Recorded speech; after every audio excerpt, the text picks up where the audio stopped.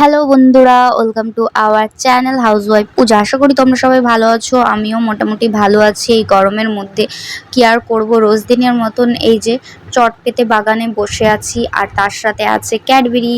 কারণ এই গরমের মধ্যে মানুষ বলো, পাখি বলো, যাই বলো না কেন, কুকুর বিড়াল যত প্রাণী আছে সবারই প্রচুর কষ্ট হচ্ছে গরমের মধ্যে। যে কি করে থাকবো আমরা সেটাই ভাবছি। আর এই দেখো ক্যাডবেরি রানী কিন্তু প্রচুর কষ্ট হচ্ছে, ওর গায়ের লোমগুলোর জন্য আরো আরো বেশি কষ্ট হয়, ওর গরম লাগে। ও কিন্তু দেশি বিড়াল, বিদেশি না, তাও ওর লোমগুলো বড় বড়। তো দেখো ও এখন এই যে নারকেল গাছের যে পাতাটা পড়ে আছে ওর নিচে শুয়েছিল, তো আমার কথা শুনে ও চোখ মেলে এখন তাকিয়ে আছে দেখো আমার দিকে। ও বেশিরভাগ টাইম থাকে বাথরুমের মধ্যে, কারণ বাথরুমটা তো জলে মানে ভেজানো থাকে সব সময়, তখন ওই ঠান্ডার মধ্যে গিয়ে ও বাথরুমের সামনেটা ওইখানে গিয়ে শুয়ে থাকে বেশিরভাগই সময়। তো এখন আমরা বাগানে আছি, সেই জন্য ও বাগানে আছে। তো আমরা না শুধু আমাদের সাথে আছে, পিছনে হাঁসও দেখতে পাচ্ছ নিশ্চয়ই আমার পিছনে। তো হাঁসগুলোও এখন পুকুরে যেতে পারছে না, তার কারণ হলো পুকুরেও এখন জল খুবই কমে গেছে, নেই গেলেই চলে। তার জন্য ওরা এখন পুকুরে নামে না। তারপরে যা রোদ পড়েছে, পুকুরের জল যেটুকুই আছে খুবই গরম বন্ধুরা, সেই কারণে ওদেরও ভীষণ কষ্ট হচ্ছে। তোমরা তো জানোই হাঁস বেশিরভাগ জলের মধ্যেই থাকে। তো আমাদের প্রচুর পরিমাণে এই গরমে গাছ লাগানো উচিত, না হলে যে কি হবে আগামী দিনে সে আমরা নিজেরাই জানি না।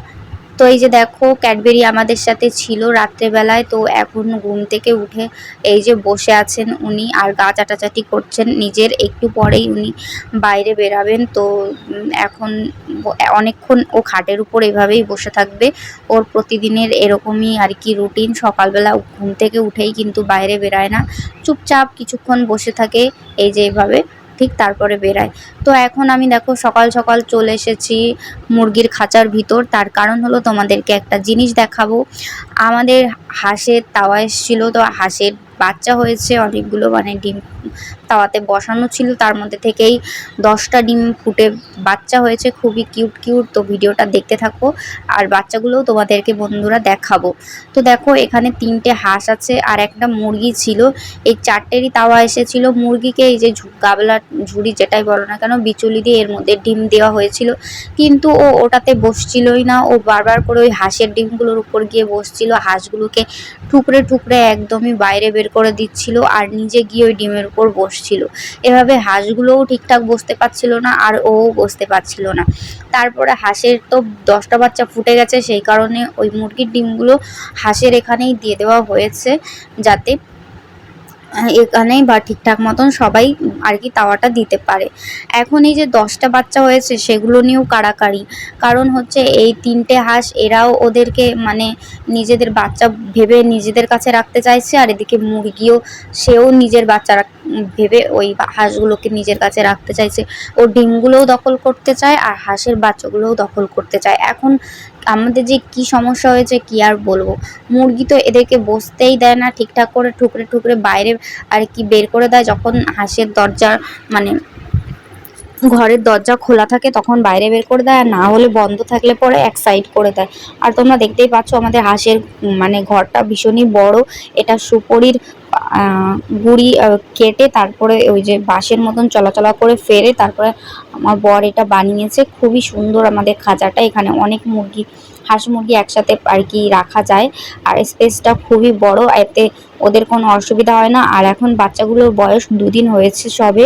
তো দেখো মা এখন হাঁসগুলোকে তাড়িয়ে বের করে দিল, তার কারণ হলো ওরা বাচ্চাগুলোকে আর কি ধরতেই দিচ্ছিল না, কারণ ওরা ভীষণই ভয় পাচ্ছিল। মুরগিগুলো ওদেরকে খুবই মানে টর্চার করে একদম ওদেরকে হট মেজাজি করে দিয়েছে, এই কারণে ওরা আমাদের উপরও তেড়ে আসছিল, সেই কারণে মা ওদেরকেও বের করে দিল। আর এই যে ছোট্ট গাবলাটায় জল দিয়ে এখন হাঁসের বাচ্চাগুলোকে ওখানে দিয়ে দেওয়া হচ্ছে। তার কারণ হলো হাঁসের বাচ্চা তো জলেই থাকে, হাঁস জানোই তো। তারপরে এই গরমে বললামই তো সবারই ভীষণই অসুবিধা হচ্ছে, এই জন্য মা ভাবলো যে গরমে বাচ্চাগুলো আবার যদি কষ্ট পায়, এই জন্য ওদেরকে জলের মধ্যে আর কি ছেড়ে দেওয়া হচ্ছে, যাতে ওরা একটু জলও খেতে পারে আর খাবারও খেতে পারে। ওদেরকে এই জলের মধ্যেই দিয়ে দেওয়া হচ্ছে খই। এই খইগুলো জলের মধ্যে ভিজে ওদের খাওয়ার উপযোগী হয়ে যাবে, তখন ওরাও টুকটুক করে খেতে পারবে, কারণ ওরা তো এখন চাল খেতে পারবে না, খুবই ছোট বাচ্চা। আর ওদেরকে বাইরেও ছাড়তে পারছি না, ভীষণই রোদ। তারপরে আমাদের বাড়ির চারপাশেই বাগান, ছোট ছোট বাচ্চাগুলো এখানে আর কি অনেক ধরনের সেই কি বলে বড় বড় ইঁদুর আছে, তারপরে যে গুই সাপ আছে, সাপ আছে, তারপরে আমাদের বিড়াল আছে ক্যাডবেরি, জানোই তো। সেই জন্য বাচ্চাগুলো একেবারেই বাইরে সেফ না, এই জন্য এদেরকে আপাতত 2-3 দিন ঘরেই রাখা হবে, তারপরে এদের অন্য আরেকটা ব্যবস্থা করা হবে। তো এই দেখো বাচ্চাগুলো জলের মধ্যে নেমে খুবই মানে খুশি হয়েছে, দেখতেই পাচ্ছ খইয়ের দানাগুলো খুঁটে খুঁটে এই যে খাচ্ছে বাচ্চাগুলো। আর দেখো বেশিরভাগ বাচ্চাগুলো কালো রঙের হয়েছে, এর মধ্যে কটা বাচ্চা হলুদ হয়েছে তোমরা কমেন্ট করে বলো তো। তো তার 2 দিন পরেই দেখো ওদের ব্যবস্থাও হয়ে গেছে।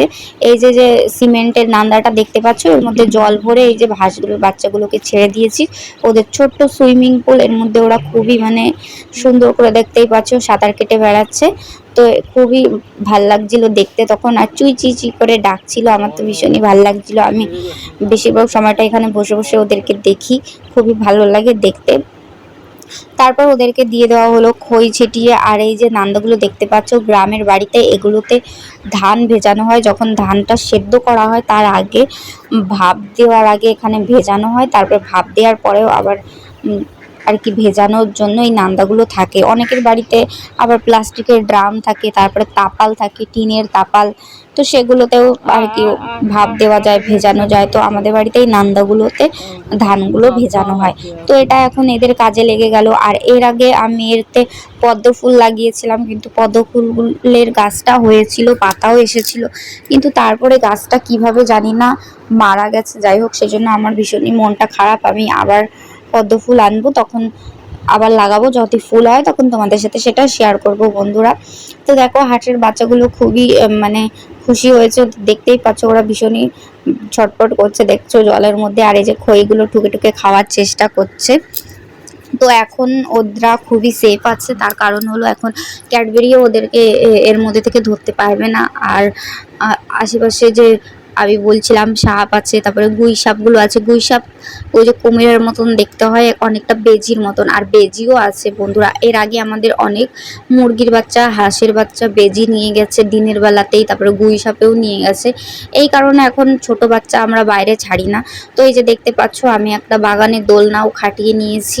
এর আগেও একটা দোলনা ছিল, আর এই দোলনাটা আমি খাটাইনি, এটা হচ্ছে আমার একটা ছোট্ট পুচকে দেওর আছে পাশের বাড়ি, ও আর কি ওই দোলনাটা লাগিয়েছে যাতে দুপুরবেলা ও এখানে এসে বসতে পারে হাওয়ায় আর কি। বাগানে তো ঠান্ডাই থাকে গাছের নিচে, এই জন্য। তো দেখো এখন এরাই যে খেলা করছে বন্ধুরা। তো ভিডিওটা এই পর্যন্তই, ভালো লাগলে লাইক কমেন্ট শেয়ার আর সাবস্ক্রাইব করো। আর এই দেখো তোমরা কি ছোটবেলায় এরকম দুষ্টুমি করেছো এদের মতন? যদি করে থাকো তাহলে বলো। এই যে কদম গাছ পুকুরের উপর যেটা আছে, এটাতে দেখো ওরা কি করছে, একজন বসেছে সামনে, একজন পিছনে, একজন মাঝখানে, আর একজন নিচে থেকে দেখো মানে গাছটাকে দোলা